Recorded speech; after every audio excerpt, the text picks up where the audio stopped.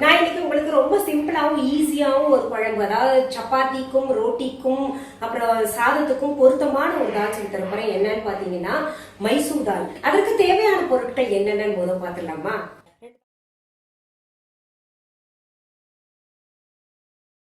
இப்ப நம்ம அடுப்பை பத்த வச்சுட்டு அதுல நான் 2 டீஸ்பூன் நெய் போடுறேன். தக்காளி நம்ம ஜூஸ் பண்ணி வச்சிருக்கோம் இல்லையா.